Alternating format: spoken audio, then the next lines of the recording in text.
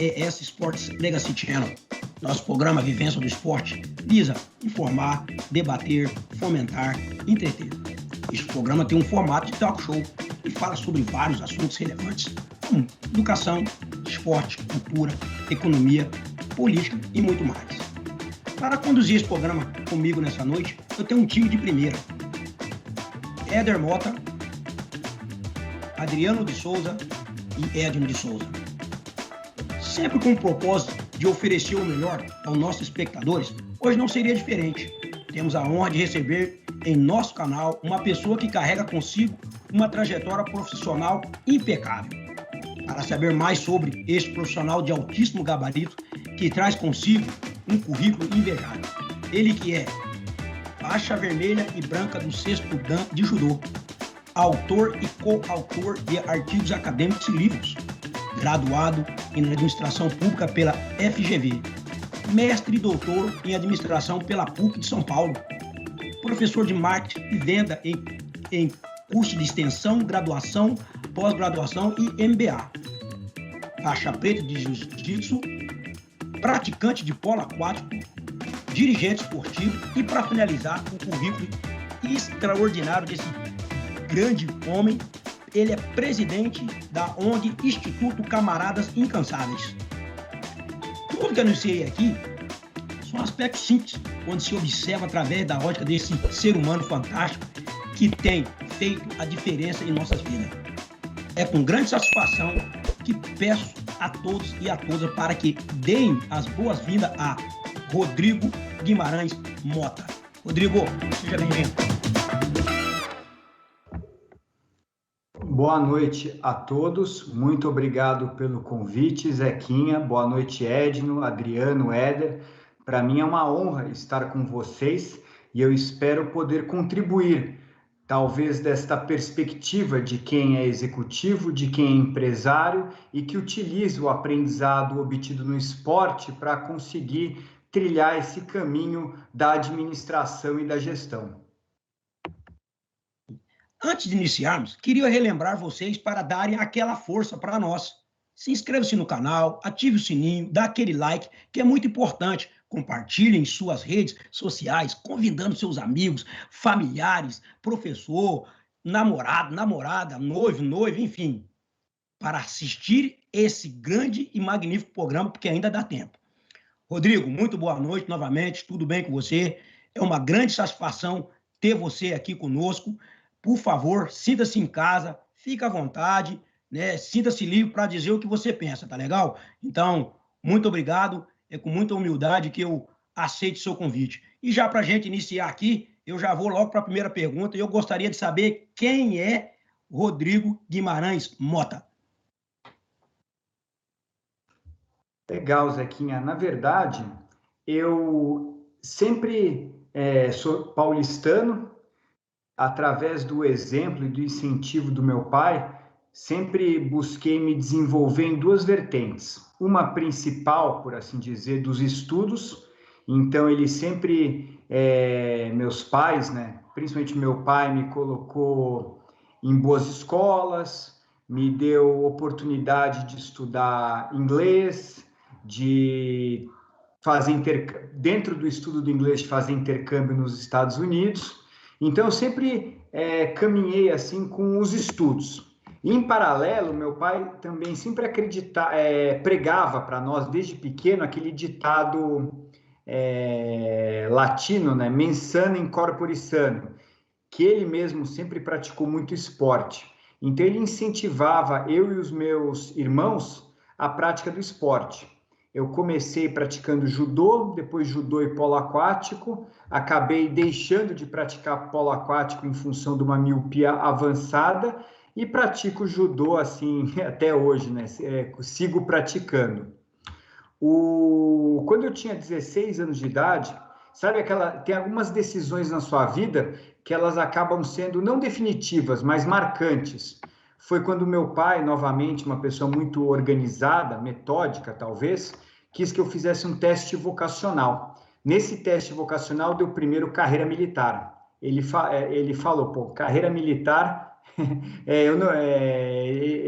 não, por favor. A segunda opção que tinha era a administração pública. E foi por isso que eu cursei a faculdade de administração pública.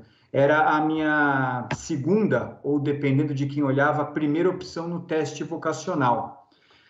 Nunca deixando de praticar judô, né? Logo que eu entrei na faculdade, eu comecei a participar das competições universitárias. Logo fui presidente da Associação Atlética também, então além de competir pela GV, eu ajudava a organizar o esporte universitário. Mas ao final dos 4 anos de curso, eu havia decidido que eu poderia causar maior impacto trabalhando com administração de empresas. Então eu me formei e fui trabalhar em empresas. Esse foi o começo da minha trajetória, de forma resumida, né? Tentando associar o esporte com a escolha pela administração. Beleza. Obrigadão. Teve um ponto legal que depois, mais para frente, quando a gente falar sobre a pesquisa relacionada ao impacto de quem pratica esporte na gestão, que foi nessa época que eu me tornei amigo do Dr. Wagner Castropil. A GV ganhou o Campeonato Paulista Universitário, foi escolhida para representar São Paulo em jogos onde cada faculdade representava uma cidade, os JUPs, Jogos Universitários Paulistas, e eu podia escolher um atleta de outra faculdade, o regulamento permitia. E eu convidei o Castropil, que à época fazia medicina na Medicina Pinheiros, e ele lutou pela GV em 1989. Nós acabamos nos conhecendo, nos aproximando naquela época. Depois sempre mantivemos contato. Ele, um atleta brilhante, assim como você, ele eventualmente representou o Brasil nos Jogos Olímpicos de Barcelona 92. E eu fui retomar contato com ele em 98, quando eu sofri uma lesão muito grave. E eu acabei, por incentivo da minha mãe, o procurando para recuperar os movimentos da perna. Então, eu me reaproximei dele em 98, ele já como médico e eu já como administrador. Nessa época, Rodrigo, mas foi pelo judô que você competiu? Você diz nos Jogos Universitários? No JUBES, no JUBES. Sim, ele lutou no peso de cima, né? E eu lutei no peso de baixo. Competimos pelo judô juntos. Depois, em 98, eu tinha sofrido uma lesão grave no joelho, treinando em Curitiba. Eu morava em Curitiba na época. E eu tinha perspectivas limitadas de voltar a praticar esporte, de voltar a ter uma vida normal. Eu tinha rompido o LCA, o posterior, o medial, o externo, a artéria poplítea, o nervo ciático. Era uma lesão assim enorme. Na época, o médico que me fez o primeiro atendimento em Curitiba, ele só encontrou uma outra lesão parecida, que foi uma pessoa que pisou numa mina terrestre na Bósnia e Herzegovina e perdeu a perna, né? Rapaz. Mas eu passei por muitas cirurgias nessa recuperação. A primeira, principal, talvez tenha sido em Curitiba mesmo. Eu fiz uma ponte de safena de membro inferior para restabelecer a circulação com o Dr. Silvio Machik. Então, logo eu tive uma condição melhor, eu vim para São Paulo, por incentivo da minha mãe, da minha família, fiz o atendimento com o Castropil, que foi o primeiro médico, eu tinha passado por outros em Curitiba, que falou que eu tinha perspectiva não só de voltar a caminhar, mas eventualmente como voltar até a praticar judô, né? Então eu voltei para São Paulo, tive que mudar de emprego nessa migração, mas consegui um emprego em São Paulo, voltei, onde eu trabalhei, estudei também e fiz as cirurgias, né? No total fiz 12 cirurgias. E finalmente em 2003 eu me restabeleci, não vou falar que por completo, mas o suficiente para participar, eu já tinha 34 anos, do Campeonato Brasileiro de Veteranos, que aconteceu em Araraquara e que eu ganhei, né? Foi a minha primeira competição depois da lesão. Então foi um ciclo foi um ciclo completo, né? De uma lesão grave, onde eu tive que trabalhar, estudei para poder trabalhar melhor, tinha meus afazeres com a minha família também, e com este apoio todo do Castropil eu consegui me recuperar. Essa história, depois logo eu vou falar sobre isso, está contada no livro que nós lançamos na semana passada, Jornadas Heróicas. O esportismo como instrumento de aprendizagem na prática. Boa, e a gente vai chegar nessa parte do livro aí, porque essa parte é muito boa e as pessoas têm que saber. Mas eu queria que você explicasse para nossa audiência, a gente tem o intuito de entreter, informar, que você falando assim, a pessoa, pô, judô é muito perigoso. Mas o que é o judô? Só para as pessoas entenderem.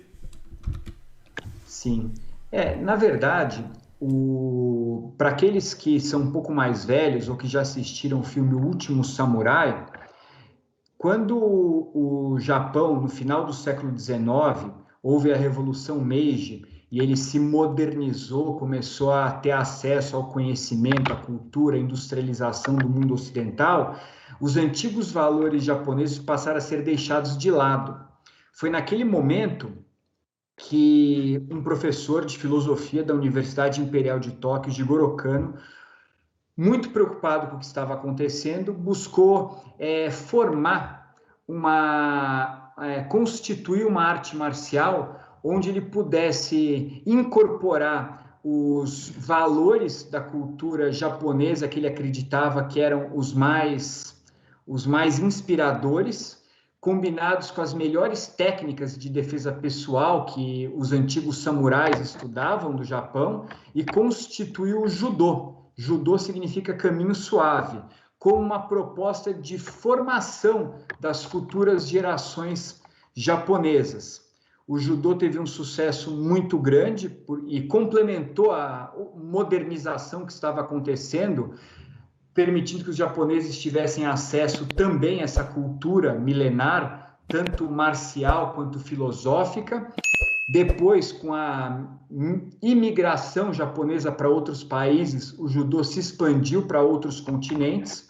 No Brasil, ele chegou através de um aluno de Jigoro Kano, Mitsu Maeda, e ele se popularizou muito no Brasil, porque teve uma colonização japonesa muito grande. Mas assim, né, era um esporte principalmente dedicado à colônia japonesa. Até que, isso é sem um julgamento e uma opinião política, tá? Mas no início da década de 70, no governo do General Médici, ele tinha uma preocupação muito grande em promover o Brasil lá fora através do esporte. Tanto que o Brasil teve um grande apoio para ser tricampeão mundial de futebol, e Médici desafia o presidente da confederação à época, Augusto Cordeiro, para trazer uma medalha nos Jogos Olímpicos de Munique, que aconteceu em 1972. Augusto Cordeiro, então, procura os grandes nomes do judô na época, e eles sabem que no Brasil estava Chiaki Ishii, que era um grande lutador japonês que havia perdido a seletiva olímpica de 1964 para Isao Okano e havia imigrado para o Brasil para viver da lavoura, né, ter outra vida, mas ele já estava mais velho, mas era um grande judoca, era o segundo lugar do Japão de 64.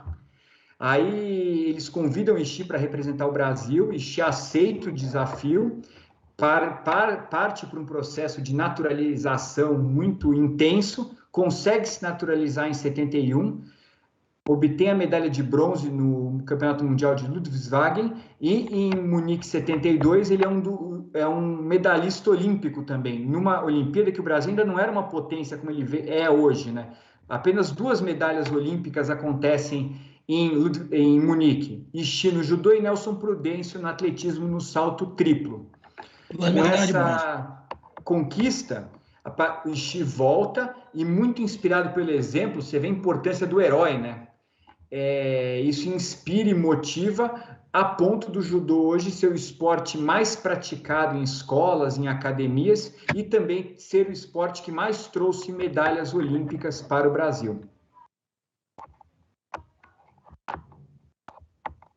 Beleza. Beleza. Isso, Aí, desculpa, isso na verdade é uma aula de história, falando sobre judô. Graças a Deus, Rodrigo, eu sou formado em educação física e eu tive um bom professor nessa parte de lutas. Ele é um coreano que veio para o Brasil também para ensinar, na época, a polícia militar do Brasil, para ensinar o taekwondo. Então, ele trouxe toda essa história aí do Jigoro Kano, como foi a introdução, 64, o judô. Mas foi legal ouvir, assim, de você falar toda essa história, assim, novamente. Muito bacana. Exatamente, Rodrigo. E tem uma coisa para complementar, né? Que, assim, né? Olha a preocupação que se tinha alguns membros da nação, porque nesse período, quando você cita, na verdade, é toda a implementação do Plano Marshall. E esse Plano Marshall estava, como você mesmo relatou, né? Tirando toda a cultura ancestral japonesa que estava ficando de lado, e uma preocupação, ele acaba trabalhando isso, que infelizmente nós aqui no Brasil, mesmo tendo uma cultura muito rica, trazida pelos nossos ancestrais, infelizmente escravizados, não migrados para o Brasil de uma forma saudável, e isso ficou deixado de lado. Mas, por favor, Rodrigo, estamos aí. Não, isso é bem importante o que você está falando. A gente consegue perceber a importância do esporte como uma ferramenta de inclusão social, de formação. E eu acredito que, nesse sentido, você vê poucas políticas que foram feitas até hoje, no Brasil, pelo menos, causaram um imenso impacto. Imagina se nós fizéssemos isso de uma forma mais estruturada e mais ampla também. Essa história do judô, eu só vou voltar porque tem uma parte que é muito interessante, que o Sensei Ishii, ele vem de uma família, esse primeiro medalhista olímpico brasileiro, ele vem de uma família samurai. Inclusive, e uma família que praticava as lutas dos samurais. Jigoro Kano, em 1882, ele vai estudar com o avô do Sensei Ishii, o Tenshin Shinryo, um estilo de luta que não existe mais. E ele aprende com o avô do Ishii e, a partir desse aprendizado, ele funda o local de treinamento dele, que ele chama de Kodokan. E ele convida o avô do Sensei Ishii para ingressar. Depois de alguns convites, ele aceita e ele passa a ser um professor do judô. Depois, o avô do Sensei Ishii tem um filho. Esse filho era um lutador de judô muito bom, 8º grau, e ele é convocado para, quando acontece a Segunda Guerra Mundial, ele é convocado para lutar pelo Japão, e ele vai para a China. E a mulher dele estava grávida já só que ele não sabia se ele ia voltar. Então, como ia nascer no outono, ele pede para a mulher dele dar um nome no filho que iria nascer de Chiaki. Chiaki é um nome unissex em japonês, quer dizer 1000 outonos. E ele acaba indo para a guerra, ele fica 5 anos no campo de concentração, não sabia se tinha filho. E quando ele volta, após o final da Segunda Guerra, em 1945, ele encontra o filho dele, Chiaki Ishii. Então, e aí o Chiaki Ishii, a partir do exemplo paterno, do exemplo do avô, ele começa a praticar judô até 64 e disputar a seletiva pelo Japão, perde, depois migra para o Brasil e acaba finalmente representando o Brasil. Então tem muita história envolvida no judô brasileiro, assim como todos os outros esportes, e eu acredito que o conhecimento dessa história tem uma importância, porque na hora, como você falou, que nós conhecemos as nossas raízes, que a gente sabe da onde a gente veio, as dificuldades que nós tivemos, a gente pode se inspirar no exemplo das pessoas que estiveram antes de nós para estar construindo um presente e um futuro melhor do que aqueles que estiveram no passado conseguiram, né? Exatamente. Muito legal, Rodrigo. Pegando o gancho, toda essa história que você acabou de contar aí sobre o judô, da importância do judô, as pessoas envolvidas no judô, temos duas perguntas aqui para vocês que é relacionado a uma, acho que eu diria que é uma variação, né, do judô, que é uma outra arte marcial. E a pergunta é a seguinte: você pode nos dizer o que é o jiu-jitsu quando você começou a praticar o jiu-jitsu? Sim, na verdade, lembra que eu falei para você que o próprio avô do Sensei Shi praticava uma luta? Sim. O nome da luta era Jiu-Jitsu, arte suave. Judô é caminho suave. Quando, no início do século XX, esse aluno do Jigoro Kami, fundador do judô, que se chamava Mitsu Maeda, vem para o Brasil, uma das primeiras cidades que ele visita é Belém do Pará. Em Belém do Pará, ele é contratado por uma família de origem escocesa, muito rica, para dar aulas particulares para os filhos deles, que era Carlos e Hélio Gracie. Ele dá essas aulas para Carlos e Hélio Gracie, que aprendem os fundamentos do judô, que evidentemente tinha sido inspirado no jiu-jitsu, e eles, quando vão para o Rio de Janeiro, eles começam a dar o que eles chamavam de Gracie Jiu-Jitsu. Mas Jiu-Jitsu não existe em japonês, é uma corruptela da palavra Jiu-Jitsu. Então, ele é embasado no judô, depois que veio a ser chamado de Brazilian Jiu-Jitsu, né?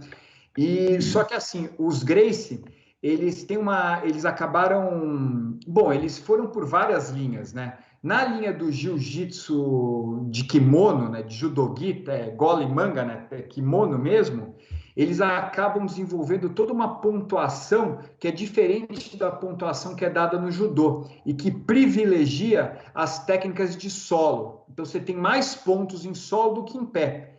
E isso acaba sendo constituindo-se com o tempo um esporte independente, mas que tem uma relação muito próxima do judô desde a sua fundação. Na verdade, aí como é que eu fui praticar jiu-jitsu? Depois da minha lesão, em 2002, eu já tinha feito as cirurgias, mas não tinha confiança para voltar a treinar. Foi quando eu encontrei em São Paulo um amigo meu de competições de judô, Max Trombini, que ele já tinha migrado para o jiu-jitsu há alguns anos. Ele me convida a treinar com ele. Então, primeiro, eu voltei a treinar jiu-jitsu em 2002, antes mesmo de voltar a treinar judô, porque eu sentia mais confiante por causa das lesões no joelho, em praticar a luta de solo do que a luta em pé. Acabei criando uma grande amizade com o Max, participei de muitas competições de jiu-jitsu, acabei obtendo a faixa preta de jiu-jitsu em 2007. Apesar de que quem faz judô tem uma base, né? Ainda que seja diferente, não é que nem aprender algo totalmente diferente. E o Max tem uma história muito legal também, porque ele conta essa história de vida, que é muito inspiradora dele no judô e depois no jiu-jitsu, no livro Aprendiz de Samurai, que depois vira o filme A Grande Vitória, com Caio Castro, que permitiu que muitas pessoas que não conheciam as artes marciais tivessem acesso através do filme, principalmente. Porque é legal você citar isso aí, porque tem um filme, não sei o quão popular ele foi no Brasil, ou é no Brasil, que é o Red Belt, né? Que é o cinturão vermelho, que conta um pouco dessa trajetória da família Gracie e tal, esse tipo de coisa, principalmente no cenário internacional. E você trazendo toda essa história extremamente importante, que é essa justamente a finalidade do canal aqui. A gente está educando as pessoas para que elas conheçam de onde vem toda essa bagagem, porque você acaba citando aqui até alguns pontos importantes. Sempre no Brasil, como em vários outros lugares, nós tivemos a participação, né, da nossa estrutura militar na constituição do esporte, talvez até mesmo como uma ferramenta de guerra, mas de uma forma um pouco mais velada, como se tinha Guerra Fria e todos esse tipo de coisa. Parabéns, show de bola por compartilhar isso conosco. Viu? Deixa eu pegar um gancho aí no que você falou do militar, que foi muito interessante quando o Rodrigo disse que o presidente Médici queria aparecer, ou seja, ele investiu, e eu sou parte de uma geração, viu, Rodrigo, militar, e eu falo isso para todo mundo, que por nós não querer, os militares tinham uma preocupação, a nossa geração, principalmente a geração de 50, 60 para frente, se tornasse uma geração comunista. E aí, que eles falavam subversista, né? Então, aí, a educação física, nesse período que você falou, ela foi introduzida na escola pelos militares de forma que seria uma grade curricular como qualquer outra matéria. Em outras palavras, ela reprovava. Se tinha que fazer educação física, não seria reprovado por educação física. E a razão que eles fizeram isso foi para que eles tivessem um controle, para que essas crianças não ficassem com espaço ocioso. Então, você estudava de manhã, fazia educação física e vice-versa. E sempre ele criou campeonato muito importante. E com isso, nesse processo, eles garimparam essa geração que você vê aí de Aurélio Miguel, de Zequinha Barbosa, de Joaquim Cruz, de Dejan Madruga, de William, Renan, e de Hortência, e de Paula, que veio em tudo que o esporte estava na escola, introduzido pelos postos militares, por uma questão política de não para que nós nos tornasse subversistas ou comunistas, tendo muito tempo ocioso nas mãos, com medo, com a geração acima de nós, pudesse mudar a nossa cabeça. O esporte foi o caminho. E com isso, ele descobriu vamos dizer assim, né, essa grande gama, esse grande fundo de ouros de grandes atletas que deu grandes performances para o Brasil a nível de Olimpíada, seja nos esportes olímpicos como no esporte profissional, que o nosso é o futebol, no caso, né? Mas eu queria só dar esse aí de novo. Vai lá, filho, pode para frente aí. Desculpa aí. Bom, Rodrigo, a gente já viu que você sabe judô, fez jiu-jitsu, faixa preta, e como eu você... Eu não estou ouvindo. Peraí, meu microfone ficou fechado aqui. Já sabemos que você já fez judô, jiu-jitsu, mas como você foi parar no polo aquático? A tendência é, tipo assim, eu pensei que você ia fazer um boxe depois disso. Não, na verdade, como eu falei para você, eu fui muito motivado pelo meu pai a praticar esportes. E quando eu era pequeno, meu pai se associou a um clube de São Paulo, que era o Harmonia. Esse clube foi onde meu pai tinha uma visão assim, né? Os filhos têm que saber se defender, faz uma luta, interessante, tem que saber nadar, porque, sabe, tinha essa visão do esporte como algo necessário para a formação do indivíduo. Então, eu comecei a praticar o judô, a natação, primeiro no clube. Eu acabei migrando naturalmente da natação para o polo aquático, que é um esporte relacionado, né? E bem mais divertido, principalmente para brasileiro, porque tem bola, tem gol, né? Diga-se de passagem. Mas, como eu falei para você, eu tive que interromper. Eu estava assim, num processo de começar a gostar da coisa, mas a minha miopia era muito grande, né? Então, eu parei. Eu ainda competi no universitário pela faculdade, nós fomos terceiro colocado no Brasileiro Universitário, mas eu parei mesmo de treinar com 15 anos e segui no judô. Com 15 anos, aquela minha turma do Clube Harmonia entrou na faculdade, era a primeira turma de judô, e eu não tinha mais com quem treinar. Meu pai fazia uma massagem terapêutica na academia da Pompeia de Sensei Shi. E ele falou que gostava muito das pessoas que davam treino, achava eles bastante tradicionais, e se eu quisesse continuar a praticar, eu deveria ir. Então, eu fui até a academia do Sensei Shi e comecei a treinar lá. Então, por isso que eu também conheço bastante da história. O Sensei Shi foi meu professor, meu professor, né? Então, ele sempre contava muito, ele é uma pessoa muito estudiosa, então eu tive assim, acesso à fonte primária de dados, por assim dizer. Entendido. Rodrigo, é extremamente interessante que você deu uma pincelada que teu pai teve uma influência extremamente importante na tua inserção na prática esportiva, não só a você, mas aos teus irmãos também, que isso a gente vê que, infelizmente, não é uma coisa tão usual no nosso dia a dia, independente da época que a gente está, porque, assim, até uma questão pessoal, na visão do meu pai, questão de esportista era a situação de vagabundo. Essa era a leitura que ele tinha, infelizmente, de acordo com a capacidade que ele tinha de entender. E teu pai também tinha já um bom grau de instrução, porque ele também acabou indicando você para fazer algumas coisas que você mencionou, inclusive um teste vocacional. E nele você acaba mencionando que deu administração pública. Por outro lado, você também tinha essa questão da administração empresarial, tinha essa questão militar, mas qual foi o grande motivador para você fazer administração pública? Uma questão assim pessoal tua, de repente você falou, pô, isso aqui é interessante, teve a vocação, mas eu acho que através disso aqui eu posso trilhar algumas coisas. Sinceramente, Edno, primeiro, isso que você falou é um ponto muito importante da importância familiar. Infelizmente, no Brasil, onde tem milhões de famílias desestruturadas, esse exemplo, esse apoio da família nem sempre acontece. E é muito importante, para minimizar isso, termos políticas públicas que deem apoio ao fomento do esporte. Não vai resolver, mas acho que pode minimizar esses abismos que acabam acontecendo. Eu, sinceramente, quando eu fiz o teste vocacional, eu não fiz uma reflexão mais profunda. Eu vi, acatei, estudei, passei no vestibular e comecei.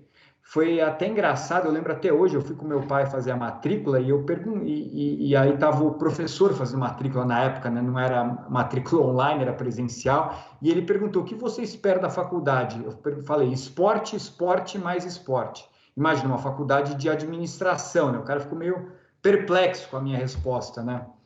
Mas, ao longo da minha graduação, o que eu observei foi que era a época da primeira eleição direta para presidente, a economia brasileira estava passando por um outro momento, então todo mundo que fazia administração, seja ela de empresa, seja ela pública, tinha vontade de trabalhar no setor privado, que era o setor que estava crescendo e que estava impulsionando a economia para um outro momento. Eu acabei não fiz uma reflexão maior, mas acabei optando por seguir a carreira na administração de empresas, por assim dizer.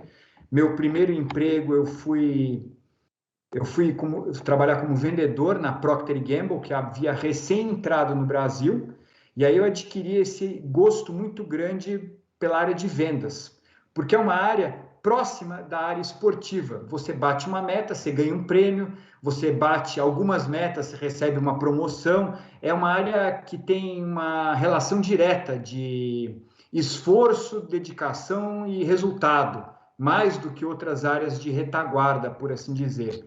E a partir daí eu segui a minha trajetória profissional, passei por outras empresas, mas principalmente na área de vendas e áreas relacionadas, seja ela marketing, seja ela trade marketing. Como a minha família ela é formada principalmente por professores, meu pai é professor, meus tios são professores, minha avó foi professora, eu sempre tive esse apreço muito grande pelos estudos. A sala de casa era uma biblioteca, né? Então, sabe quando você cresce achando que livros são bons, que o estudo é bom? Então, eu cursei cursos de extensão, cursei cursos de pós-graduação, tive a oportunidade de fazer o mestrado, e aí eu peguei um tema que eu atuava, que era o trade marketing, o marketing voltado para os pontos de venda, supermercados. Eu acabei fazendo a minha dissertação de mestrado sobre trade marketing, que depois se transformou num livro, o primeiro livro escrito no Brasil sobre trade marketing. Até hoje é uma referência bibliográfica. E eu continuei, assim, trabalhando em empresas na área comercial, né, vendas, marketing, trade marketing, E quando, no meu último desafio profissional, antes de entrar no doutorado, eu era sócio de uma empresa que nós havíamos constituído no Brasil, a Sucos do Bem. Quando nós vendemos a empresa para a Ambev, eu decidi aproveitar aquele momento para entrar no doutorado. Então, de 2016 até 2020, eu cursei o doutorado, também pesquisei um tema relacionado a vendas, a gestão da qualidade total em vendas, que foi o tema da minha tese. E no período, enquanto eu cursava o doutorado, eu prestei consultorias e participei de conselhos de administração, inclusive do conselho de administração do Vita, Ortopedia e Fisioterapia, empresa a qual o Dr. Wagner Castropil fundou, e até hoje atua como médico, como administrador. Agora, semana passada, inclusive, o Vita foi adquirido pelo Fleury, uma transação pública, né? E está na mídia isso. E eu fiz parte do conselho até a conclusão dessa transação que ocorreu semana passada. E em dezembro do ano passado, com a conclusão do doutorado, a conclusão da maior parte das consultorias, eu recebi convite para entrar no Instituto Germinari. É um instituto, uma organização sem fins lucrativos, mas que busca formar crianças da 6ª até o 3º ano como tocadores de negócio. Então, eles têm a grade do Ministério da Educação e Cultura, eles têm uma grade de administração e eles fazem estágios e aulas práticas desde o 9º ano. Então, são crianças que têm uma inserção no mercado de muito impacto. E eu sou responsável por fazer essa aproximação das crianças, hoje são 700, com as empresas para elas poderem estar trabalhando à medida que elas vão se desenvolvendo. Show de bola. Show. Bom, Rodrigo, você poderia, por gentileza, dizer também para a nossa audiência qual a diferença entre administração pública e administração de empresa? Já que você é mestre doutor em administração de empresa, que é um dos cursos mais conhecidos em nosso país. Você poderia, porque como a gente aqui é importante a gente educar, então é muito importante você ser um pouco mais específico, mostrando essa diferença de administração pública e administração de empresa. Na verdade, os cursos de administração, eles foram inventados na França. A França, na época, 2 séculos atrás, tinha uma preocupação muito grande de ser um país competitivo, porque na época a Alemanha estava se unificando, a Inglaterra já tinha um grande império. Então, o primeiro curso de administração foi de administração pública, na França, né? Eu não sei falar francês, mas na Escola Nacional de Administração Pública. E então o curso de administração pública surgiu e ainda é para formar quadros que vão trabalhar no governo, seja nos ministérios, seja nas secretarias, seja nas empresas públicas.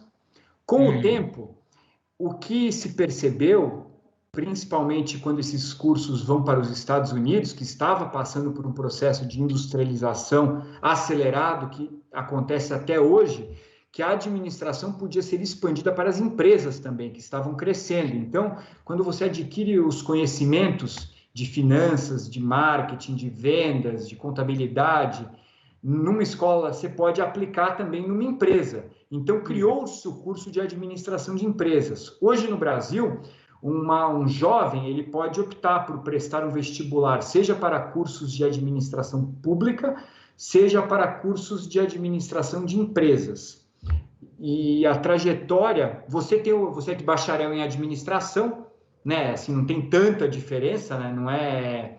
Mas você aprende mais sobre administração pública, sobre o governo nesse curso e mais sobre o trabalho em empresas no outro. Então, eu me graduei em administração pública e acabei fazendo mestrado e doutorado em administração de empresas.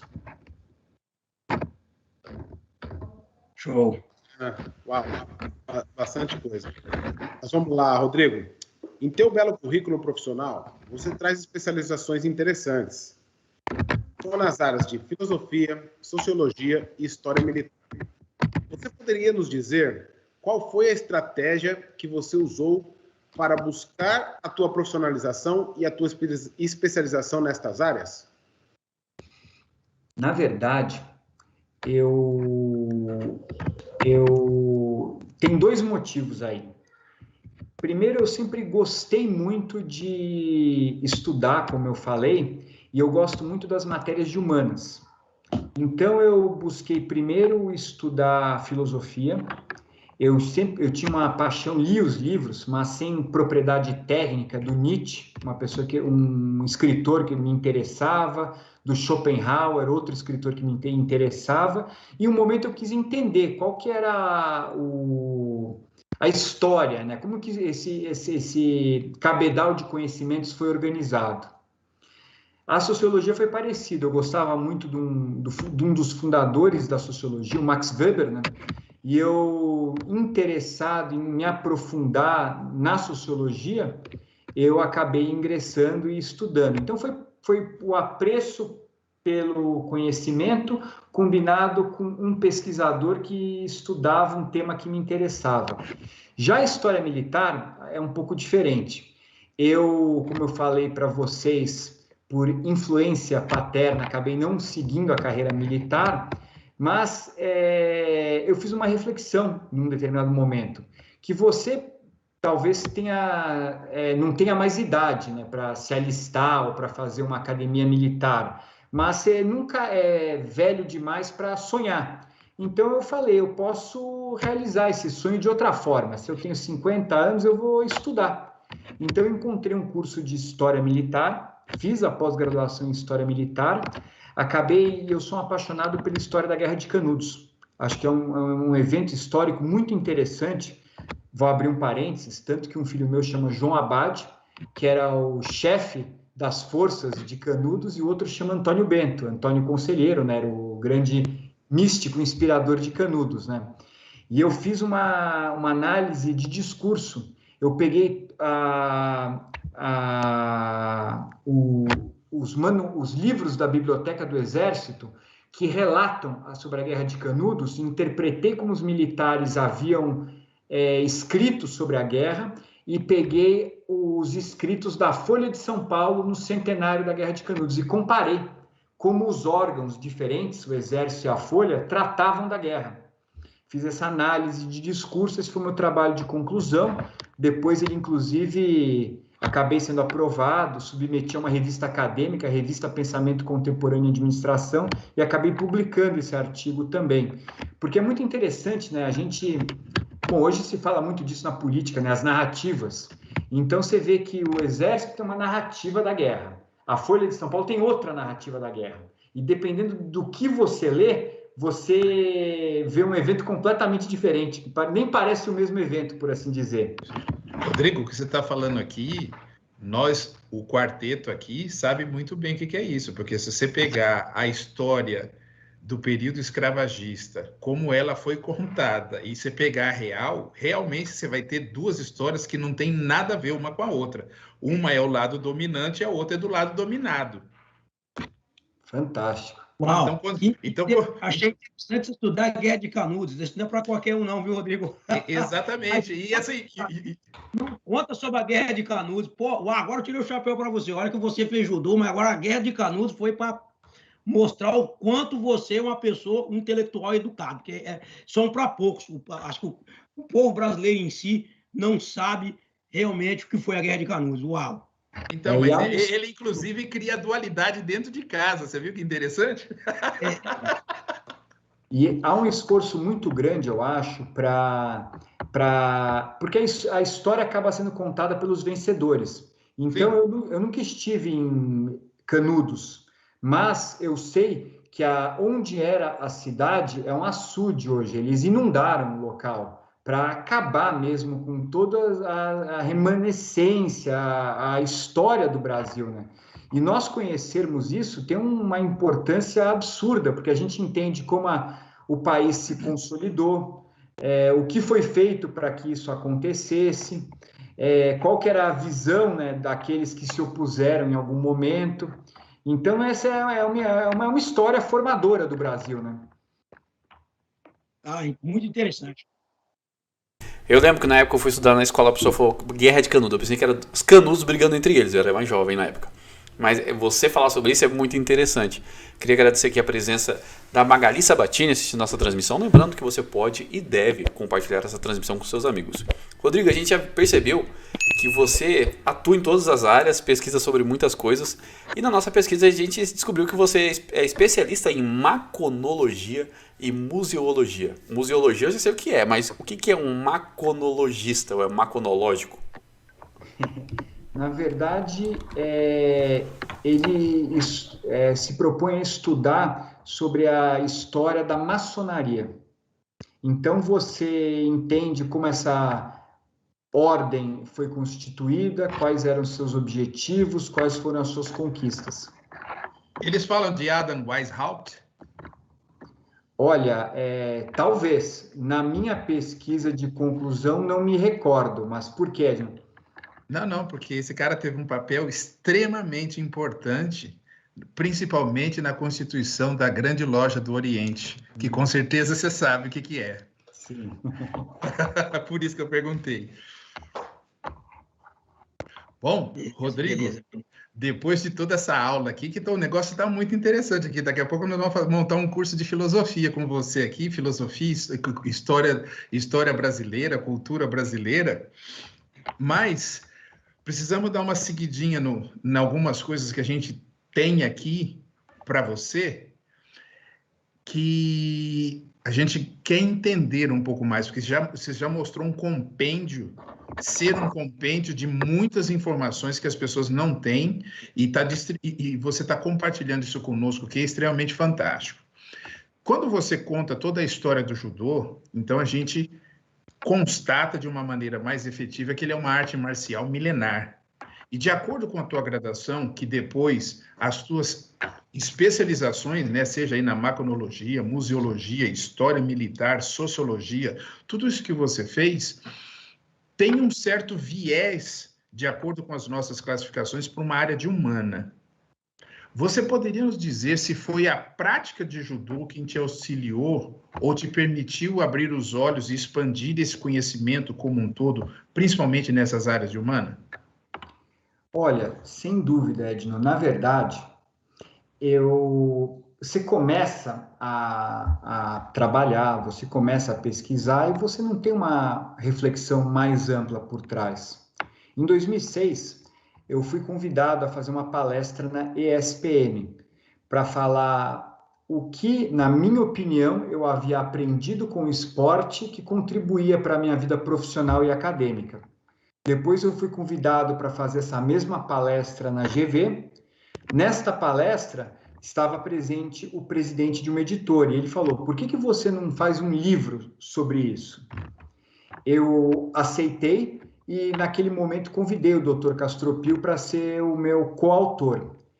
E nós então entrevistamos 125 executivos ou empresários que haviam tido uma experiência pregressa no esporte.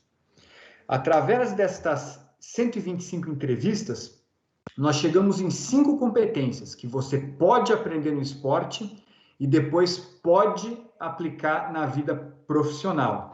É algo que é muito intuitivo para o americano, por exemplo, mas que a gente assim fez uma pesquisa para chegar nesta conclusão. E estas competências são atitude, visão, estratégia, execução e trabalho em equipe. Você observa que são todas competências humanísticas, por assim dizer, né? Não são Sim. competências mais técnicas. Uhum. Respondendo E relacionado ao esporte também, né?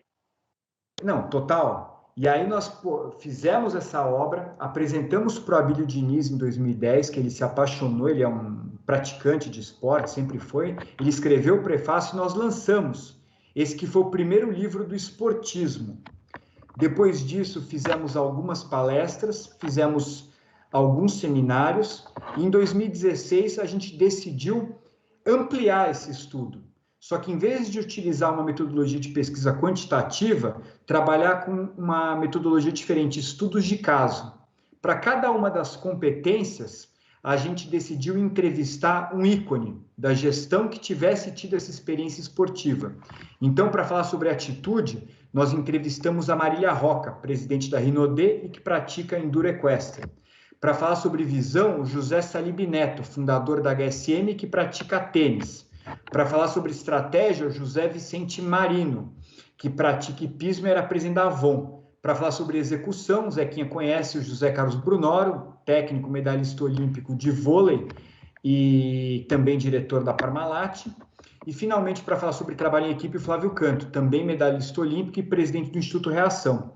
Em março do ano passado... Faltou entrevistar o Vitor Malzone, que era do atletismo. Pô, vamos chegar lá, Zé Carlos. O Vitor Malzone, que está aqui nos Estados Unidos, que foi do atletismo. Pô, fantástico. Que criou a Corpo, que trabalhou, que criou, mudou a visão da São Silvestre, ele com o Fernando Nabuco na Calói, que patrocinou eu, Joaquim. Faltou entrevistar isso aí. Perdão, mas vai fundo. Isso é ótimo, porque sempre tem espaço para uma segunda edição, né? Com certeza. E aí, em março, o livro estava pronto. Na semana que teve o lockdown, a gente conseguiu entrevistar o Jorge Paulo Lemann, que é o maior empresário brasileiro e praticou tênis também. Concluímos o livro. A editora pediu para lançar só esse ano, porque os jogos foram adiados. Foi naquele momento que eu tive assim, a ideia, né, junto com uma pessoa que trabalha comigo, a Patrícia, de fazer uma série de lives, que a gente chamou de Jornadas Heróicas, que é o título do livro, com ícones da gestão e com ícones do esporte. Numa dessas lives, eu tive a grande alegria de poder conversar com o Zequinha, ele falou sobre execução, foi uma live muito assistida, né? E que é uma das competências do esportismo. A gente publicou essas lives no canal do YouTube, nas mídias sociais, e finalmente, agora, no mês dos Jogos Olímpicos, semana passada, nós lançamos o livro Jornadas Heróicas, o esportismo com de aprendizagem na prática. Recebi aqui. Que bom. E estou escrevendo aquela foto, vou tirar a foto com o livro que você me pediu, vou mandar para você. Então, essa é a história, né, da gente aproximar essas competências mais humanísticas, assim, refletir como que o esporte pode contribuir e realmente contribui.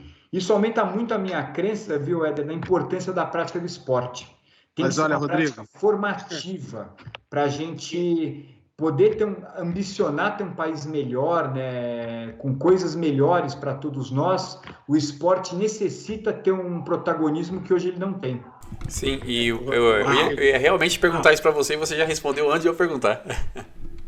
Não, mas Rodrigo, eu acho que assim, a gente, mais para frente, que a gente tem que seguir aqui um roteiro, mas mais para frente a gente tem umas perguntas, nós não vamos te colocar em nenhuma saia justa, mas umas perguntas mais picantes em relação a algumas coisas que você já comentou, que você já falou, inclusive várias vezes, mas a gente está só esperando chegar no momento certo para a gente poder dar continuidade, e aí eu acho que mais para frente vai fazer um pouco mais sentido esse assunto que a gente vai tocar em relação à gestão, esporte e à prática esportiva.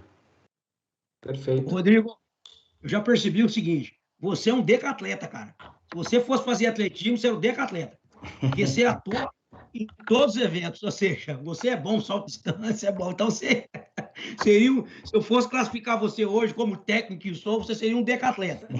Olha, nessa questão de gestão na área empresarial, nessa questão de conhecimento educacional, em tudo que você fez, você fazia um decato, você seria dentro do atletismo decatleta. Porque o decatleta que é considerado o atleta completo do atletismo. Então, Rodrigo, você tem uma larga e vitoriosa carreira como atleta e também como empresário. Você foi ainda e é dirigente esportivo. Como você vê o cenário esportivo nacional? E que aspecto você entende que deveria ser melhorado, caso você ache que deva? Então, Zequinha, eu estou, nesse momento, passando por uma situação muito crítica no judô. Eu fundei uma ONG dedicada ao judô, com 2 camaradas, o Bagé e o Christian. Hoje nós temos 250 crianças que estão conosco, mas no final do ano passado, nós decidimos atuar mais para melhorar o judô, que em São Paulo está muito estagnado, há 30 anos são as mesmas pessoas que o dirigem. Nós pedimos, então, como ONG, que tem direito a voto, acesso às contas da federação, e não recebemos, simplesmente não recebemos nenhuma informação. Aí nós decidimos, o próximo passo foi, tudo bem, então vamos acessar essas contas nos candidatando. Montamos uma chapa, não obtivemos apoio de grandes nomes, que não são contra nós, mas não quiseram se envolver, né? Eu não tenho essa experiência do esporte de alto rendimento como você tem, né? Mas eu vi que tinha alguma coisa aí, né? Porque ninguém queria colocar a mão no vespeiro, né? Mas aí eu falei, tudo bem, então já que eu sou mais graduado e também o mais velho desse movimento, eu me candidato a presidente da federação. Quando nós montamos essa chapa e nós nos candidatamos, começamos a ser atacados da forma mais agressiva que você pode imaginar no RG e no CPF. Por revistas pagas, por robôs. Começamos a ter as nossas mídias sociais recebendo tentativas de invasão. Então, foi uma agressão, assim, bizarra. E a nossa atitude foi sempre apresentar propostas. Então, como que a gente imaginava melhorar o judô? Fazendo primeiro uma auditoria nas contas para saber onde estavam as oportunidades. Depois, trabalhando na administração, nas finanças, na parte técnica, e os caras nos destruindo. O que aconteceu? Que chegou num nível que, infelizmente, nós decidimos ir para a judicialização. Nós entramos na justiça contra tudo que estava sendo feito. E, bom, a justiça brasileira não é veloz, né? Mas até agora nós ganhamos em todas as instâncias da justiça desportiva e da justiça comum, que decidiu colocar um interventor lá, cuja primeira medida declarada pelo próprio interventor é fazer uma auditoria das contas. Então, se a gente não fizer mais nada, eu acho que a gente já melhorou um pouco o esporte, porque a gente vai saber onde que esses recursos estão sendo colocados. Já acho que vai ser uma melhora no esporte. Grande. Mas é muito duro, viu, Zeca? É um sofrimento absurdo. Essa história parecida aconteceu com a Federação Paulista. A situação da Federação Paulista foi igualzinho. Então, mas Só que aí, né, aí a gente, no atletismo, a gente é mais chato, a gente é mais danado, a gente é mais tinhoso. E aí fomos para cima e tiramos o cidadão de lá. E estava acontecendo também na antiga administração da CBAT. Aí onde entrou, você sabe, seu grande amigo acabou se tornando vice por uma situação onde nós tivemos que bater até o cara sangrar e falar, você tem que sair, meu amigo velho. Só que aí eu articulei direitinho para que a gente se unisse e fizesse esse combate, né? Agora, é muita coisa, é tanto esqueleto dentro do armário e tanta sujeira debaixo do tapete, que uma coisa assim, é maior que o território nacional, é coisa de louco. Rodrigo, quando você menciona que mexeu no vespeiro, desculpe, mas eu tenho que falar para você que dentro dessa estrutura esportiva que nós temos no nosso país, você não mexeu no vespeiro, você simplesmente possibilitou a criação de um portal junto com um buraco negro, porque a coisa é de nível de galáxia. Você vai pedir justamente a prestação de contas. Não, eu acho que o pessoal ficou assim, não, Rodrigo Mota, não, ele tem uma ONG, tá? Mas o que ele quer caminhar nas nossas contas? Quem esse cara acha que ele é? Não, tá tudo errado. Exatamente. E aí... na verdade, o que chama atenção é assim, né? O quão difícil é fazer a coisa certa. Ou seja, deveria ser simples você poder fazer a coisa correta, mas ela não é simples, porque o sistema é corrupto e você corromper a corrupção é um negócio complicado. E eu acho que essa batalha não é uma batalha do judô, é uma batalha do esporte brasileiro. A diferença que o Zeca comentou aqui é que você disse que as pessoas de peso do judô não se envolveram. No atletismo, pessoas medalhistas olímpicos acabaram se envolvendo. Então, eles conseguiram o resultado que eles precisaram, porque os atletas brasileiros, no geral, eles não se comprometem muito com as causas. E eles seriam as pessoas que deveriam lutar pelos direitos, pela melhoria, pelos melhores resultados. Mas você não vê isso, porque ou eles estão de rabo preso, ou eles têm medo de algum tipo de represária que eles possam sofrer. Então, muitos se calam, não se envolvem, até sabem realmente o que existe, mas acaba sempre aquela coisa, deixa quieto isso aí, não vamos mexer nesse negócio, não. Sim. E isso o país perde muito, porque a única forma de você mudar é você indo e corrigindo aquilo que foi feito de uma forma incorreta. Eu não conheço outro caminho. Mas olha, Adriano, eu vou te falar, viu? Para mim é muito mais fácil montar uma empresa, crescer a empresa, vender a empresa do que isso, porque é inacreditável. Isso é uma federação de um esporte. Eu fico mesmo. Então, mas você imagina o contexto olímpico inteiro. Não, nós vamos chegar nesse ponto não, aí. E só um ponto. Você vê que uma visão do Rodrigo é uma visão tipo assim, mano, eu quero a sua conta só para eu saber o que eu posso arrumar através disso. Mas na visão da pessoa que está gerindo, que é ex-atleta ou não, fala, não, você não pode ver isso. Eu não quero que você se interfira. E ele disse, é muito mais fácil administrar uma empresa. Porque eu sei o que eu tenho que fazer e as pessoas vão seguir junto comigo. Mas no esporte não, parece que é um remando para cá, um remando para lá. E o que tá vindo para mim tá bom demais. Mas isso tudo que acontece é por quê? Por causa do sistema, do modelo de negócio esportivo, do modelo político, é que acontecem as coisas. Na empresa, você consegue eliminar todos esses problemas que você não consegue eliminar. Você não consegue, não digo que você eliminar todos, mas você elimina a maioria, coisa que você não consegue dentro do esporte. Exatamente. Por isso, Rodrigo, por exemplo, eu estudei Sports Management e eu sou muito a favor do esporte de rendimento privado, não público. E porque eu sei do potencial que tem o esporte, o quanto ele gera em questão econômica, eu vejo o potencial disso. E é um assunto que eu queria tocar contigo, porque que o empresariado brasileiro não toca o esporte dessa forma, realmente visando lucro, já que você está falando de negócio, esporte é negócio, é um meio de ganhar dinheiro, por que não trabalhá-lo dessa forma? Eu acho que há uma grande oportunidade, sem dúvida. Agora, esse é o tipo de meio que o empresário quer distância, né? Então, acho que a forma que o esporte está organizado não incentiva ampliar os esforços das próprias empresas, né? A gente está preso numa equação muito negativa, onde tem uma situação atual corrupta, uma situação atual que nenhuma empresa assim tem interesse em associar a sua marca, o seu nome, a sua credibilidade. E isso vale para todos os esportes. Você viu a própria CBF, para falar da maior confederação brasileira, com o cara afastado, né? Aí, afastado por assédio sexual, no dia que ele é afastado, ele compra um jatinho. Pode uma coisa inacreditável. Você fala, que empresa que vai investir nisso? É difícil, né, meu? Mas a pergunta, deixa eu tentar me explicar melhor. A pergunta seria não se associar ao modelo político já existente, mas sim criar um modelo novo de negócio.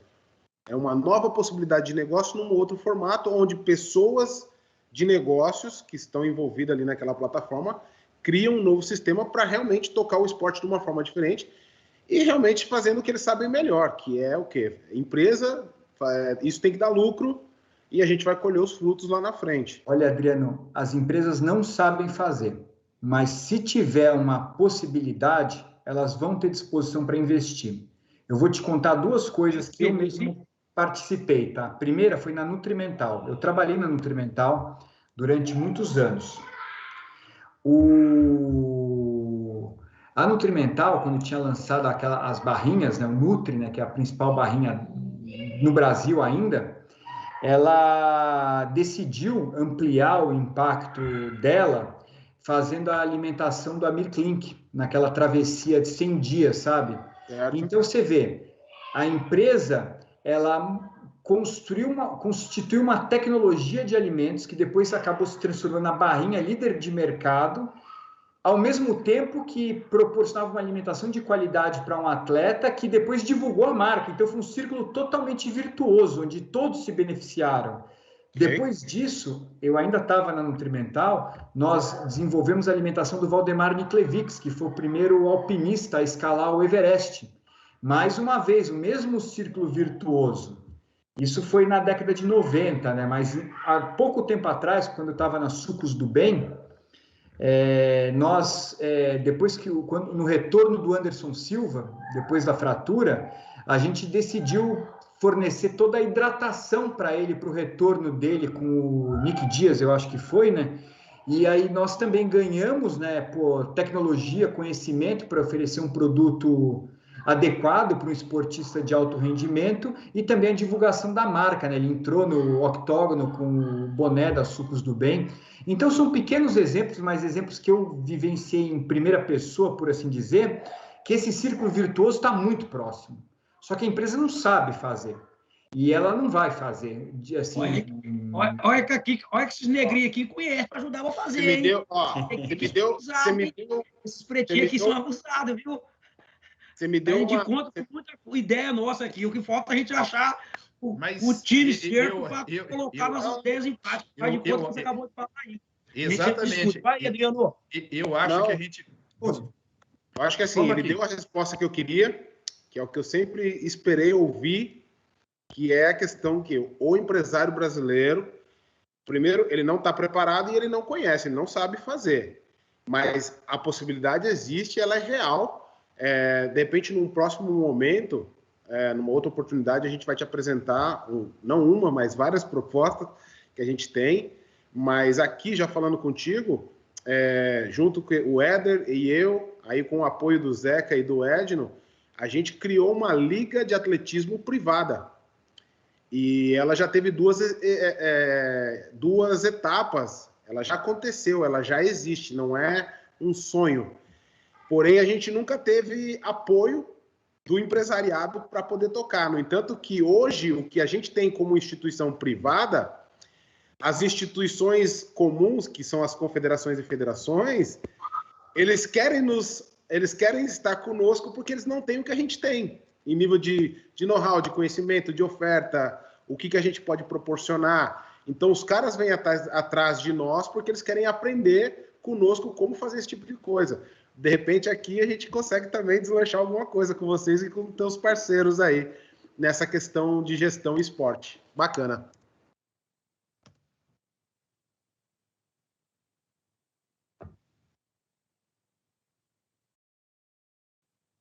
Segue o nosso canal, fica aí a dica de você seguir, compartilhar essa live, que o Rodrigo é um caminhão de conhecimento, já falou até de guerras do canudo, se você não sabe disso, você pode voltar aqui na nossa live e também resgatar.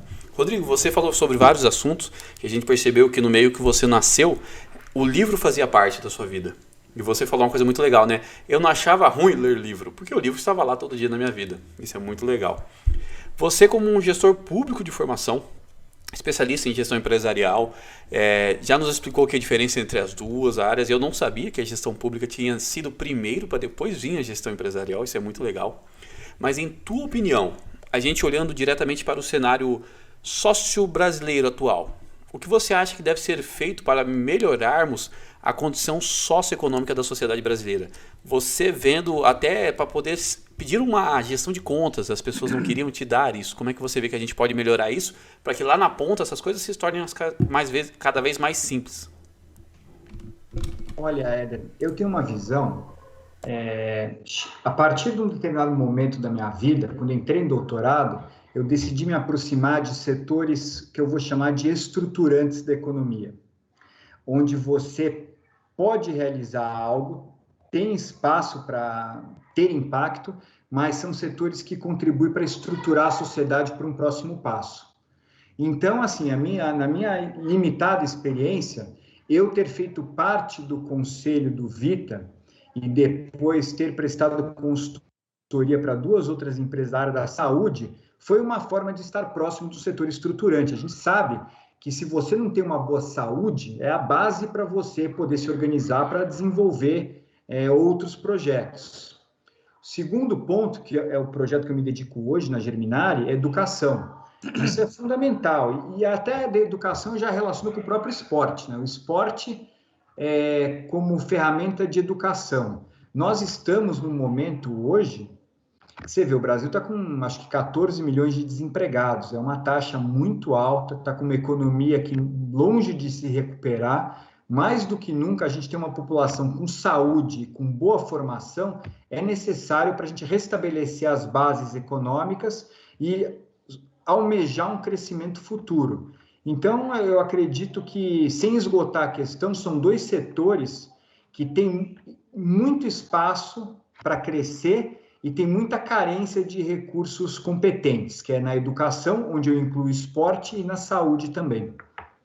Rodrigo, é fantástico o que você está descrevendo aqui, porque ele vem extremamente de encontro com a proposta, foi por isso que esse canal surgiu, até porque, de acordo com todo o teu dinamismo, versatilidade, como o Jeca até te classificou aí, né, como um decatleta na questão empresarial e educacional também, é muito importante tudo isso que você está trazendo e compartilhando aqui conosco, porque se a gente quer construir algo, a gente tinha que começar a fazer exatamente o que leva o título desse programa, um IPOM na procrastinação.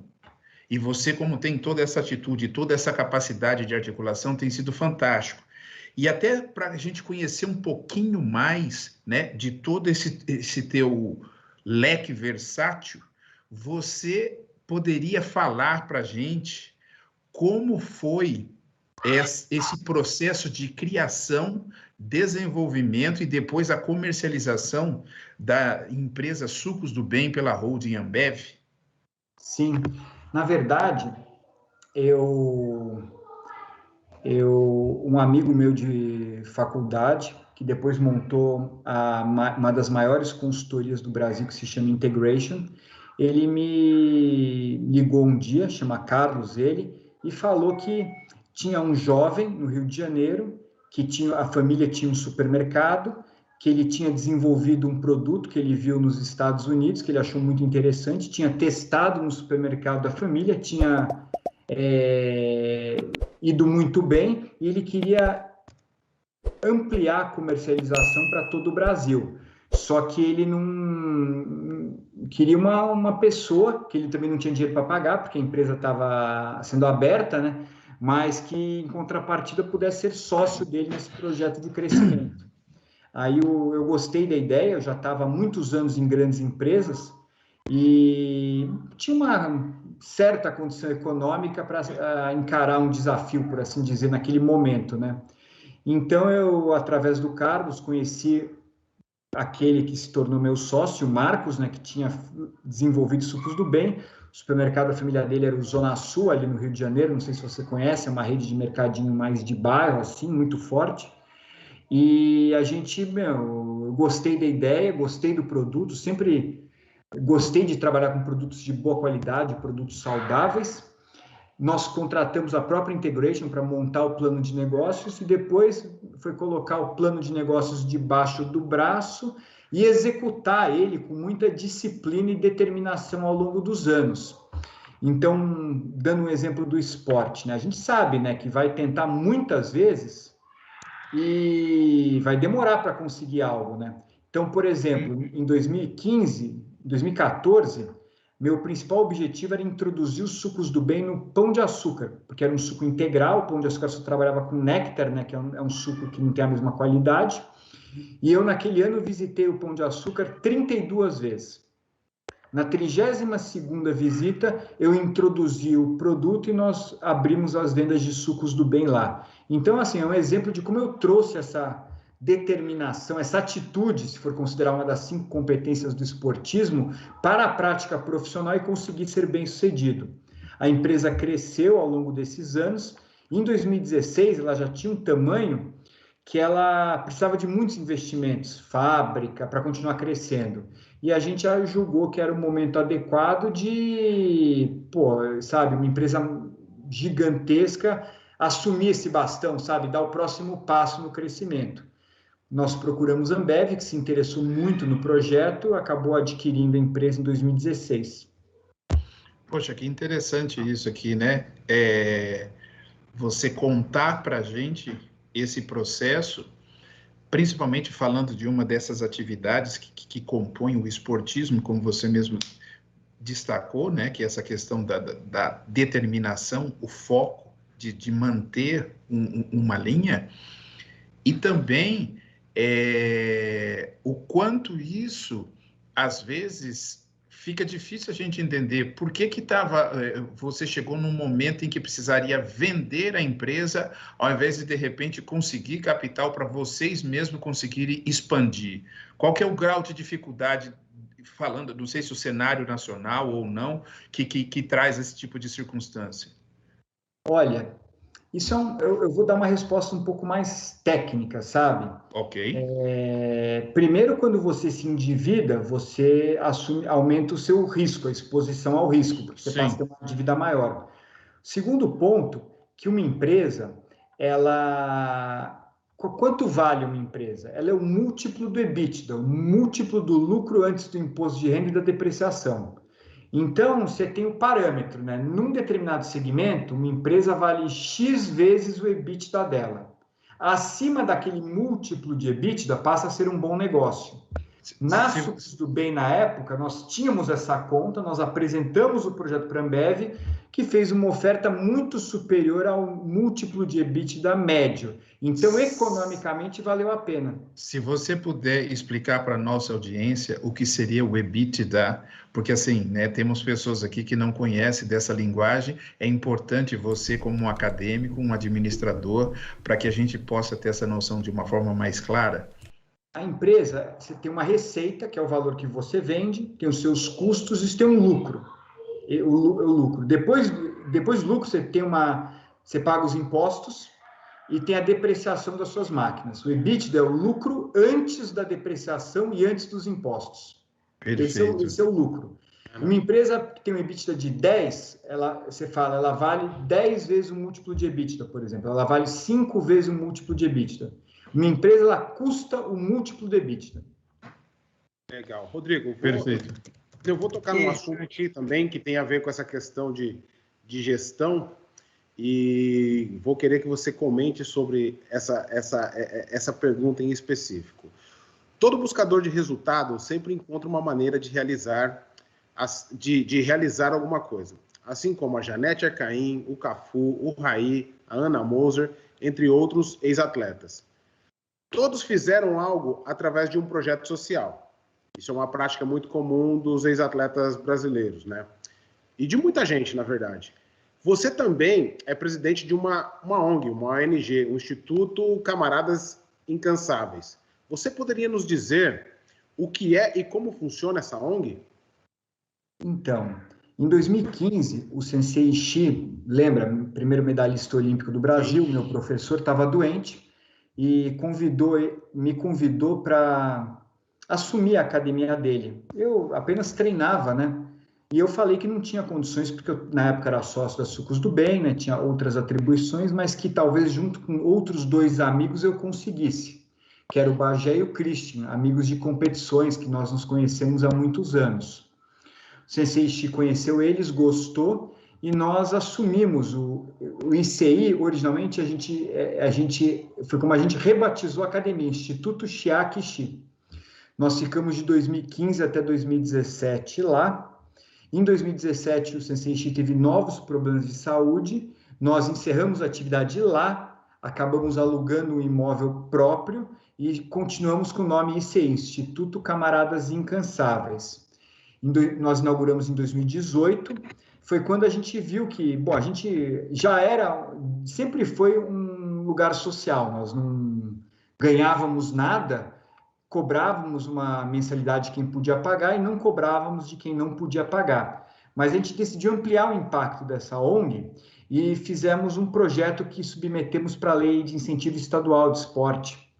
Acabamos obtendo um recurso da Movida, aluguel de carros, e fundamos uma unidade do ICI que existe até hoje em Guarulhos, na USEG, que atende... Então, hoje a gente tem a sede em São Paulo, que tem atletas pagantes ou não, tem o projeto Sempre Põe em São Paulo, na mesma unidade, e tem um projeto 100% social em Guarulhos, na USEG. Hoje nós temos 250 atletas no total, é uma ONG pequena, por assim dizer, mas é com muito carinho, sabe? A gente faz com muita dedicação. E a gente tem aí uns 50, 70 atletas pagantes, uns 170, 190 atletas carentes que têm todo... a formação deles esportiva sustentada pelo ICI. Coisa maravilhosa, hein? Ô, Rodrigo, vou dizer uma coisa para você. Olha aqui que quando você me entrevistou, né, eu fui lá com muita humildade e você falando, pô, Zequinha, você sabe disso, você sabe daquilo, me elogiando meu conhecimento, mas agora eu estou vendo que o meu conhecimento perto de você é um grãozinho de areia. Pô, Não, de jeito você é nenhum, realmente uma enciclopédia de conhecimento. Que bom que o Brasil tem uma pessoa do bem como você, que procura ajudar em todos os segmentos. E o mais bonito, você não tem medo de compartilhar, porque o que acontece às vezes no Brasil, quando o cara tem muito conhecimento, ele não quer compartilhar, ou ele não aceita em algum lugar, porque as pessoas se sentem ameaçadas, ou ele sabe de... Né? E isso é muito legal, você está aqui dando essa aula para a nossa audiência, essa aula para mim, né? Tenho certeza Para meus todos, amigos para aqui, nós, para todos né? nós. É muito legal, poxa, uma pessoa do seu gabarito, da sua inteligência, da sua competência e, acima de tudo, da tua humildade com um coração, assim, enorme. Então, isso é muito, muito, muito, muito legal. Agora, inverteu o papel aqui, eu fiquei teu fã. Fiquei teu fã. Rodrigo, você tem um trânsito em um universo de gestão bem diferente, com tua expertise empresarial, que é singular. Você teria como nos dizer qual é a forma que o empresário brasileiro enxerga o esporte nacional? Perguntinha. Olha, Zeca, isso demandaria um estudo mais bem estruturado. Eu acredito que o empresário tem é um apaixonado de partida, principalmente porque nós temos essa formação do futebol, principalmente. Muitos empresários são pessoas que têm uma condição econômica superior e frequentam a Europa, os Estados Unidos, onde o esporte tem uma outra visibilidade também. Então, eu acho que o pessoal olha de forma favorável. Joga contra o esporte a péssima impressão que todos têm da política esportiva no Brasil, né? Esses escândalos todos que acontecem. Então, isso desestimula o empresário a se aproximar muito do esporte, sabe? Aquele negócio, eu gosto, mas não quero também ficar muito perto. E o que eu acho que falta mesmo, assim, é o entendimento maior da contribuição do esporte na educação. Isso é uma coisa muito importante e que eu acho que as pessoas não têm essa dimensão, que nem uma vez a gente estava conversando, você estava falando dos Estados Unidos, né? Pô, o cara é de partida, né? A formação dele se dá através do esporte. No Brasil, esse entendimento não é intuitivo, assim, não é tão simples, trivial para o empresário brasileiro. Mas, na verdade, Rodrigo, o que você acabou de comentar aí, a educação é o primeiro passo, é a base, é o alicerce de tudo. O rendimento, ele é uma consequência da educação. Se não tiver educação, você não tem rendimento. A única forma de você atingir a excelência no rendimento é fazendo o esporte na educação da forma que você comentou. Não existe outra maneira. Rodrigo, além do que, ainda tem assim, né? Por exemplo, o futebol ainda consegue receber alguns empresários, né, que atuam na forma da gestão. Você tem aí o Roberto Justus, que é conselheiro do São Paulo, entre outros, o Nobre, que era diretor, presidente e investidor do Palmeiras, o próprio Abílio Diniz, todo esse tipo de coisa, mas mesmo assim você está trazendo assim, uma elucidação do quão ruim o nosso sistema é e quão longe ainda a gente se encontra de resolver esse problema por não com intenção de agredir verbalmente, mas assim, a nossa ignorância no ato de simplesmente ignorar como a gente muda esse processo. E Rodrigo, o nosso hashtag desse canal é o esporte e a cultura na educação. Isso aqui é o carro-chefe aqui desse canal. O esporte e a cultura na educação. Porque, como você falou, você acabou de falar, nos Estados Unidos, aqui, como etc e tal. Entende? Então, se a gente não pensar nisso, não mudar isso, realmente fica muito difícil. Né? Então, a educação, você acabou de falar aí, eu aplaudi você, porque esse é o objetivo. Inclusive, tem muitas pessoas que, às vezes, aí a gente tem que reforçar aqui para as pessoas acessar o nosso canal, ver, porque tudo que a gente faz todos nós aqui somos do esporte, mas nós estamos em todos os viés, seja ele político, educacional, socioeconômico, empresarial. Por isso, essa dinâmica, essa diversidade de pessoas que veem o nosso canal. E tem muitas pessoas, quando vê a AS Esporte Legal Citiano, pensam assim, vai falar de esporte. Não. Aqui o esporte está inserido, mas aqui a gente falamos de educação, falamos de diferença social, falamos sobre empresa, da questão empresarial, falamos de todo o contingente, do como o esporte ele faz parte dessa esfera dentro da sociedade, que no nosso país ele é completamente ignorado, tanto o esporte como a cultura dentro da educação. Rodrigo, aproveitando um pouquinho isso aí que o Zeca comentou, né? Eu vou engatar uma pergunta aqui que vamos ver como que você... Aí a gente que espera, de repente, uma opinião pessoal tua, ou de repente uma opinião das pessoas que vivem perto de você, que convivem, os empresários no qual você tem um relacionamento. Rodrigo, com a tua rede de relacionamento, tua atuação no segmento empresarial, de que maneira você entende que o esporte poderia ser um ativo econômico e também um agente social importante no nosso país?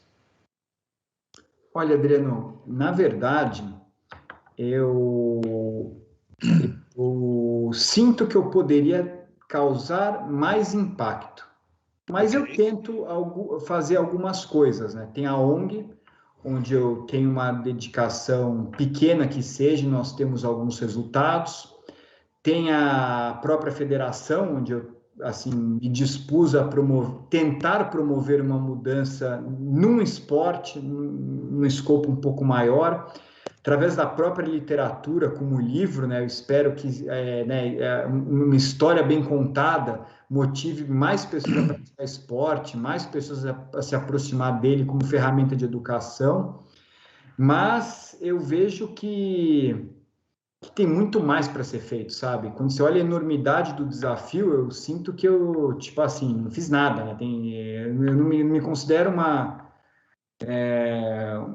pessoa que criou um impacto como o Brasil precisa fazer. De qualquer forma, eu tenho disposição e boa vontade, sabe? Para ouvir, para conhecer boas iniciativas e, dentro das minhas possibilidades e limitações, também apoiá-las. Bacana. Muito bacana. Que fez o brand da marca Sucos do Bem, porque ele é muito bom. É um rapaz que, como eu te falei, o meu sócio é carioca, né? Ele é bem jovem também, muito mais novo que eu. É um amigo dele que tem uma agência de branding, né? Tanto que agora ele abriu outra empresa agora, Fazenda Futuro, de carnes veganas, né? Bem diferente do meio que eu trabalho, mas foi a mesma pessoa que fez também, chama-se Breno. Não, é muito bom mesmo. E você vê que a Ambev ainda segue a linha de vocês que foi criado. Você é um acadêmico exímio, publicou vários artigos e também você publicou vários livros, você até mostrou um aí. E eu queria que você explicasse e poderia nos dizer para a nossa audiência o que é o esportismo. Como eu falei, são as competências que nós chegamos através de pesquisas que você pode aprender na prática esportiva e, posteriormente, que você pode aplicar na vida profissional com sucesso.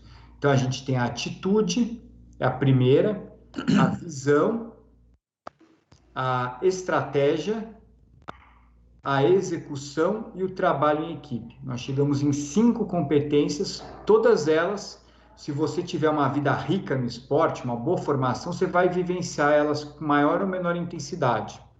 Depois da sua trajetória esportiva, com alguma capacidade de abstração, você vai poder utilizar elas também na sua vida profissional de forma bem-sucedida. Interessante. Rodrigo? Nós temos um atleta chamado, um atleta aqui, inclusive, com a gente, Paulo Pedro chama, hoje ele tem a Clear Sales, e ele foi um atleta, foi na Olimpíada de 88, 92, hoje, ele, inclusive, essa empresa dele, Clear Sales, foi uma empresa que saiu em vários jornais aí no Brasil, com uma coisa inovadora também. E mais um exemplo aí de alguém, além do Vitor Malzone, que é um empresário de natureza, que gostava do esporte. Esse foi um atleta que estudou aqui nos Estados Unidos, foi para o Brasil, e a área dele foi da computação e criou a Clear Sales, que é uma grande empresa aí no Brasil hoje que existe. bastante sucesso. Esse é o exemplo. Vai lá, Edno. Rodrigo, antes de mais nada, eu queria pedir sua permissão para agradecer aqui as pessoas que estão acompanhando no chat, Magali Sabatini, Carla Zoldan, Karina Bruno, Ellen Leone, Rosana Augusto, Carlos Renato, o Vlamir também, né, que é seu fanzaço, amigo, Vlamir Mota, que é um cara também diferenciado, que a gente está só aguardando o momento correto para que ele possa estar compartilhando um pouco da visão dele aqui conosco no canal. Mas, dentro de todo esse contexto que a gente já discutiu aqui, você que atua na área da educação, você poderia nos dizer como estar dedicado atualmente na forma de empregar toda a tua experiência profissional e acadêmica para informar indivíduos e times de alto desempenho? Sim. Na verdade, na própria Germinale, o que a gente buscou fazer foi aproximar a aprendizagem da prática. Então, os alunos na sexta série, além das matérias do Ministério da Educação e Cultura, eles têm o desafio de responder a casos. Eles recebem uma marca, cada uma das marcas tem um desafio, eles vão estudar essa marca, esse desafio ao longo do ano, vão estudar as teorias relacionadas, por exemplo, administração, marketing, finanças, e vão responder esse caso. Na hora que eles respondem isso, eles estão vivendo num ambiente protegido, a escola, um desafio muito semelhante que eles vão ter na vida profissional depois.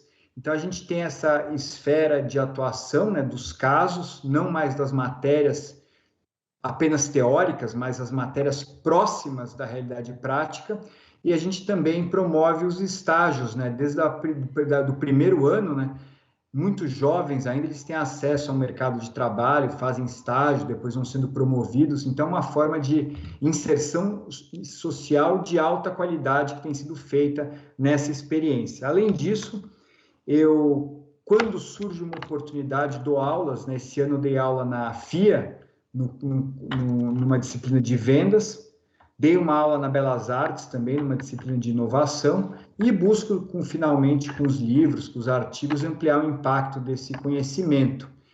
Não posso deixar de falar do ICI, onde tem todos têm acesso à literatura, e através dos treinos mesmo, eles vão se formando no judô e, através de se formarem no judô, vão se formando para a vida pessoal e profissional que tem fora dos tatames também. Não tem. A gente tem crianças muito jovens e tem alunos de 70 anos de idade, sabe? Você tem que qualificar o seu treino, né, de forma a atender o público, mas se você olha com uma perspectiva formadora, sempre é tempo, né? É que nem eu fiz história militar, né? Com 50, é sempre tempo de sonhar, né? Você vai ter que modular o seu sonho às suas condições naquele momento. Em primeiro lugar, parabenizar ao Zequinha, ao Edno, ao Adriano e ao Éder. Eu acho, entendendo melhor essa iniciativa, eu acho algo incrível.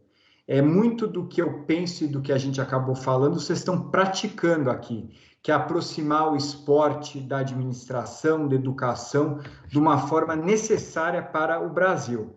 Eu não sei o que mais vocês pensam, o que mais tem pela frente, mas só esse canal acho que já vai prestar uma contribuição muito positiva.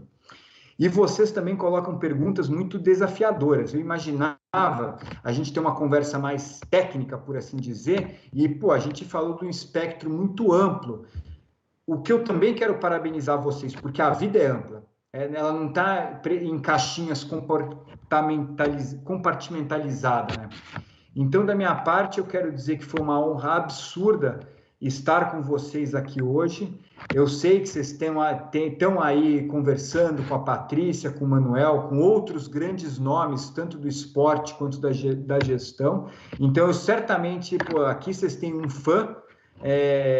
O Zequinha eu já era, mas agora sou dos 4 e pretendo estar acompanhando e assistindo os próximos encontros e divulgando para os meus amigos também, para ter a oportunidade de ter esse contato com vocês, ter esse aprendizado. Então, da minha parte, muito obrigado a todos. Tudo que é bom dura pouco, nós da AS Sport Legacy Channel agradecemos o carinho e a participação de todos vocês, espectadores. Queremos agradecer você, Rodrigo Mota, por ter aceitado o nosso convite, ter vindo até aqui participar conosco do programa Vivência do Esporte. Agradecemos também os nossos apoiadores, TBS Consultoria, VMAX Suplemento, o apoio do Cultural da Casa 123, a IPAFRE, o canal CBO, que retransmite a nossa programação para a Oceania, para a Ásia, para o leste europeu, parte do continente africano, parte da Europa Ocidental e o Caribe.